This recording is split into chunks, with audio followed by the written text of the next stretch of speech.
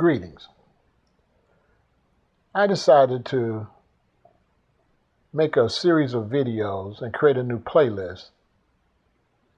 And the purpose of this series of videos is to talk about the Bible. Growing up as a young man, my father went to church every now and then.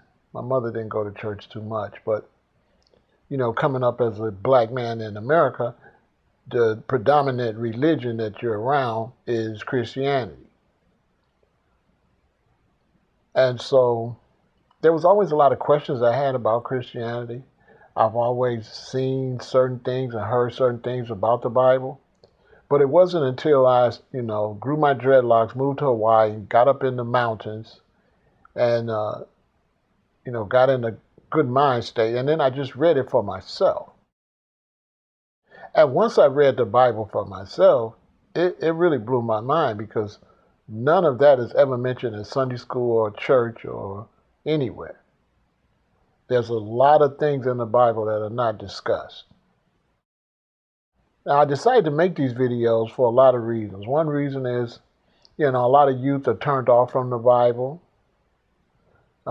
They associate the Bible with Christianity or Judaism. And so I wanted to make the video to break that down and explain to them that the Bible predates Judaism and Christianity. And although it does follow a certain family and deals with their religious mentality, it's still a historical book. It's not actually a religious book.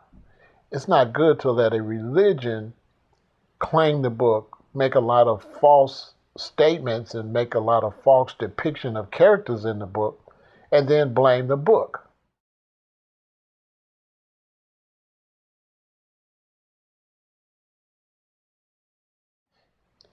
Other reasons I decided to make the videos were, there's a lot of atheists that are turned off from a lot of the false information. And there's a lot of black people that don't like the Bible because of it being the predominant religion during a time when blacks suffered so much in the United States and around the world. It's associated with that suffering.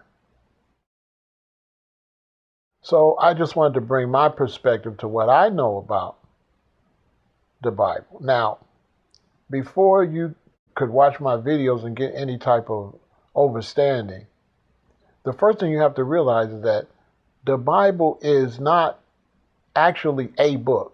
The Bible is a collection of books put together in one book. So each book of the Bible is a book on its own. And each one of those books were thicker than the Bible is. So it would be impossible for the common person to read all of those scriptures.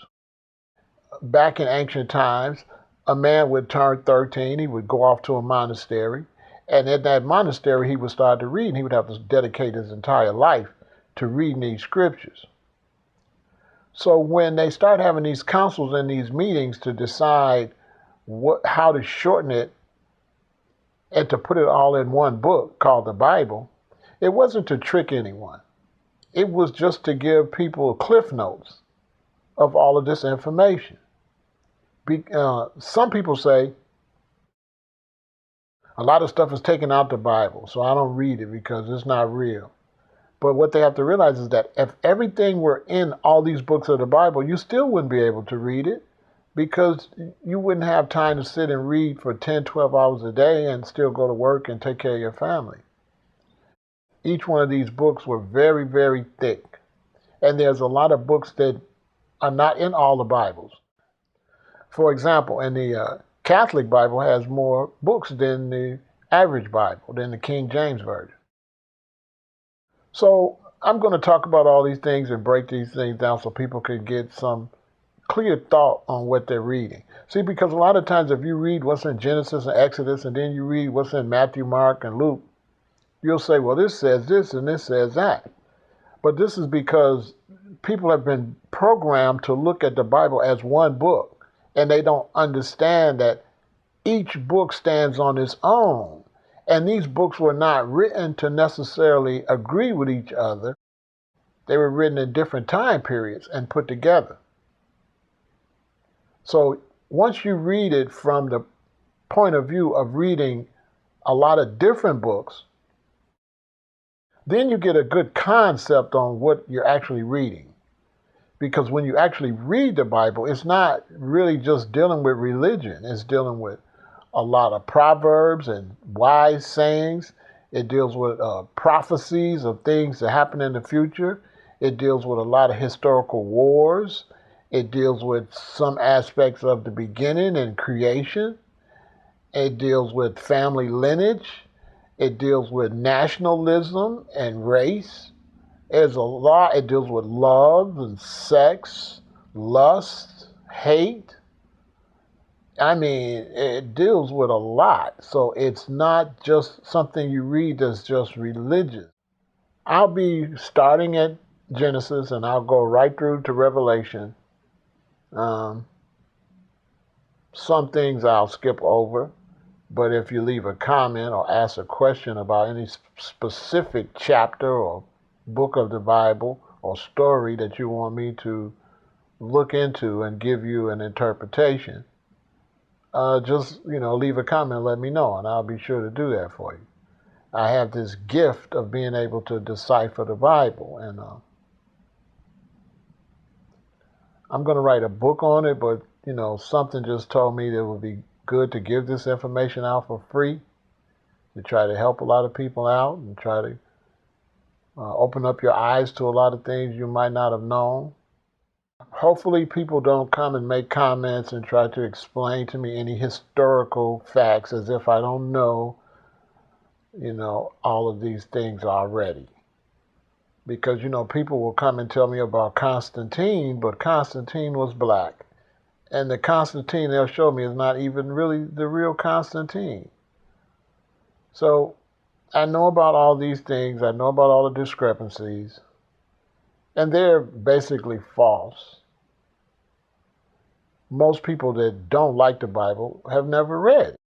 It's just that simple. A lot of people don't like Christianity, and so they don't like the Bible. Because Christians claim the Bible, but the Bible never claimed the Christians. So to me, it's not fair to go and see what somebody says in the church and then blame it on the book. Because the book says way more than what the guy at the church is saying, and way less than the guy at the church is saying. Because a lot of those preachers just be freestyling. They don't stick with the book, and they really don't teach the book. Even in Sunday school, they skip around. The minister has a tendency, or the Sunday school teacher has a tendency to only teach what they can understand themselves. The parts that they don't understand, they skip over and they never explain it to the children. So when I was a child, I used to question my father, and I used to question, Sunday school teachers and ministers. I used to question them, and no one had the answers. So I had to think about these answers myself and meditate myself. And then when I went back and read on my own, I began to formulate answers that no one in the Christian church and no minister could give me. So, if you haven't subscribed, make sure you subscribe. Look out for the playlist, Bible Intelligence. And it's going to be real interesting. Even if you don't like the Bible, if you're a Kemetic, or if you're a Black Power, or if you're an atheist, or if you're a Muslim, or if you're a Buddhist, or whatever your thing is, you're going to find this information to be very interesting, because I'm going to bring it to you, and I'm not going to bring it to you from a religious point of view. I'm just going to bring it to you as a reader, and I'm going to point out certain historical value and social value that's in the book. Or I should say that's in the collection of books, because as I said, the Bible is a collection of books. It is not a book. But when you watch the videos, it'd be good if you have a Bible on hand, preferably a Gideon Bible. You can get those out of the hotels. You know how they have in the drawers of the hotel? Those are the best ones, the Gideon Bible. I hope you'll find it interesting. This little introduction I made is just to give you roundabout idea on why I'm talking about it and to give you some basic information about the Bible so that you'll be more open-minded when you listen to my discussion. And I hope you enjoy it.